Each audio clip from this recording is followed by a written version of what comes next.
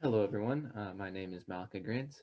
I am really excited to present today a franchise business plan of to bring Krispy Kreme to the Rogue Valley. Yeah, extremely excited to bring this up, and I'm sure that everybody is excited to hear about the news as well. So let's get started. So a brief company history. It was founded in 1937 by Vernon Rudolph in Winston-Salem, North Carolina. It is now the world's largest premium donut chain, and we just continue to grow from there. So looking to expand a little bit more in the Medford area sounds just like a perfect place. So a quick overview of the products. We have a wide range of donuts, muffins, bagels, frozen desserts, frozen drinks, coffee, and more. Our most popular product is definitely the hot original glazed donut, which was invented by Mr. Rudolph. It was the first recipe that he came up with, and it has been our leading product basically since the company's inception. So, yeah, very solid lineup here. So I'd like to go over some objectives. In the short term, so when the company is first, I guess, coming, I'd like to establish it in a high traffic area. Specifically, I'd like to have it in the Crater Lake Pacific Highway area. That is one of the most busy areas in the Medford area. And I know with all that through traffic and stuff that we thrive there and do very well.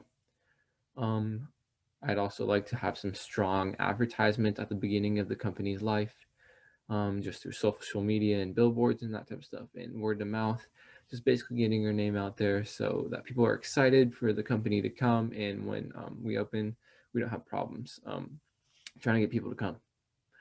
Um, I'd also like to have a profit margin after the first year, have a profit margin of about 15 to 20%. That would be very nice.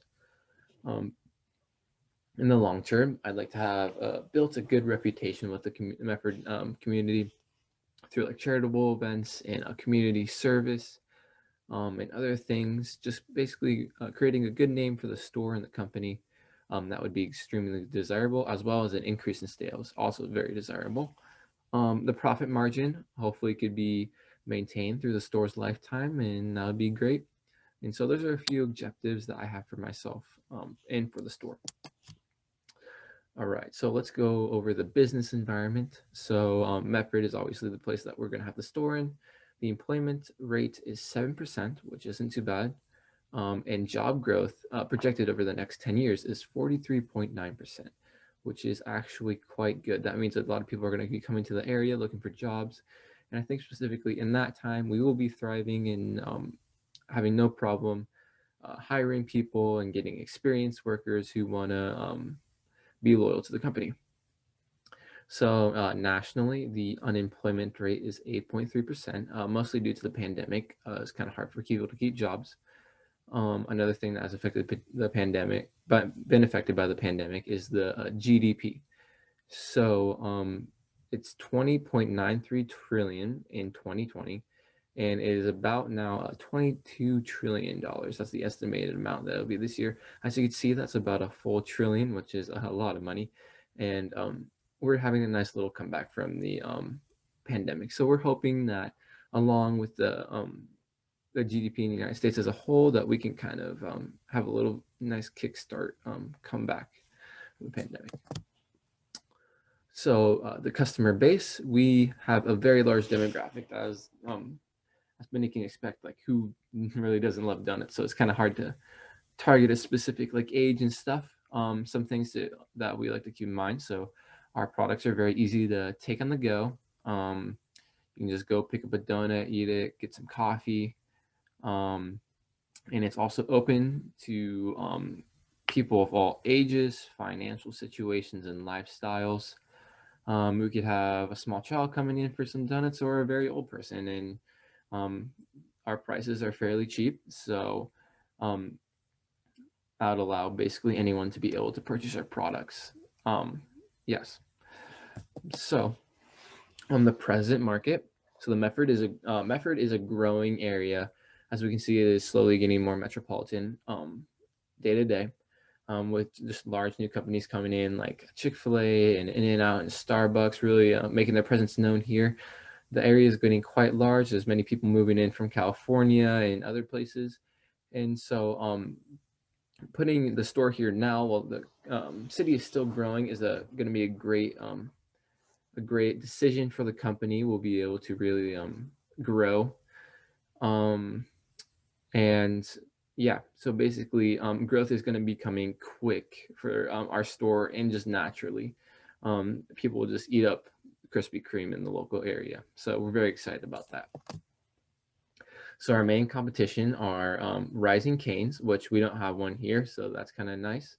Starbucks, McDonald's, Dunkin' brands, which we don't have a Dunkin's either, and then a Sonic Drive-In. So these companies do kind of compete with us for our customer base, but we have a couple of advantages that we feel separate us from the rest of the pack, which we're going to go over a little bit later. So our marketing plan, we kind of have an old school marketing plan that corporate has had out for a while. It's mostly just word of mouth, which means basically satisfied employees and customers will tell their friends and family about their experience, and that will just kind of start a little chain of people hearing about how good their experience was at Krispy Kreme, and they're going to come in and have to see what it's all about. We also like to have excellent customer service that adds really to that good experience. Community events and charities will help get our name out there, while also looking good and be able to help a local community that we are excited and love to be in. And then we also have some social media accounts to really get everyone involved, from young people and anyone who really has social media. And also some billboards, just the classic. You'll see them on the road and you say, hey, that's a Krispy Kreme. We might as well have there. So yeah, those are a few of our marketing tools. The management chain. So I will be the owner, and then under me, I would like to have a couple veteran managers, I'm going to call them. Basically, experienced food service workers that really know how to run a food company like Krispy Kreme, something similar to it. Basically, they'll kind of be my, I guess you could say, like right hands.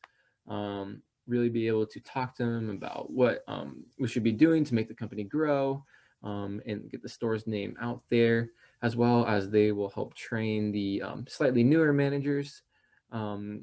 Basically, I hope to sometime get all the managers on a similar level of how procedure works at the store.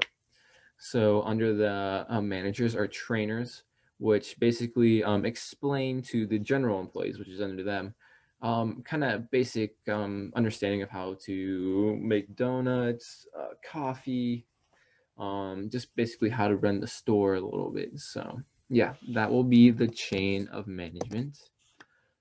So some business resources. Krispy Kreme corporate basically supplies its franchises. So we pay the Krispy Kreme corporate, and they give us like the line and the ingredients and recipes. So as you can see here, the Krispy Kreme donut production line, is basically like a big conveyor belt that has a lot of moving parts to it, and it's used for the hot original glaze, which we got to make a ton of those because people really just eat those things up. So yeah, those are a couple of our main resources and tools that we use.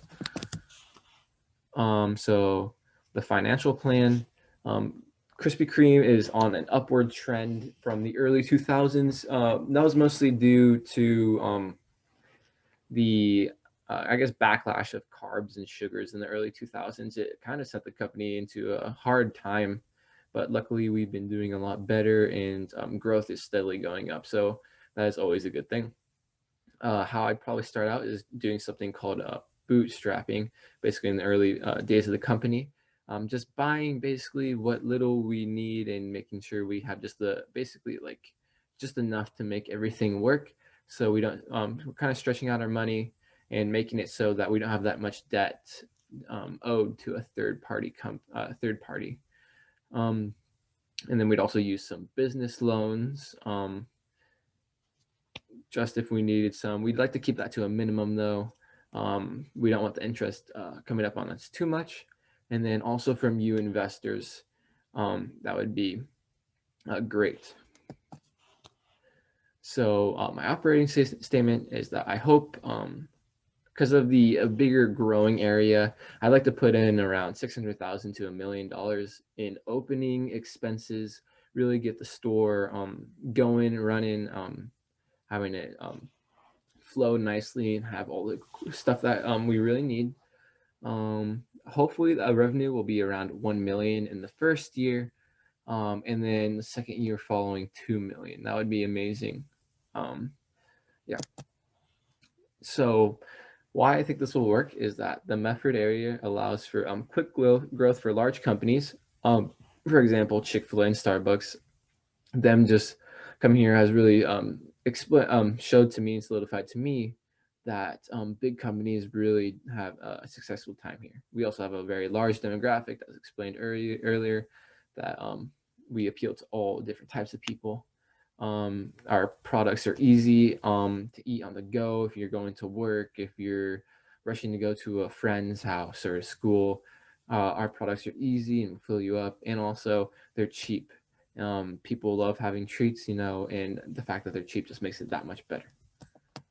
So what I'm asking for is an investment for a small share of my company, and also your loyalty to the company and the investment that you made.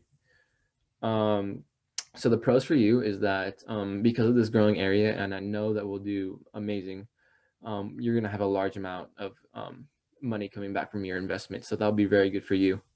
And you're going to help a locally owned company grow, which is always a good thing. And also get free donuts. So I want to thank you, investors, for your time. And I hope you consider my decision, and thank you.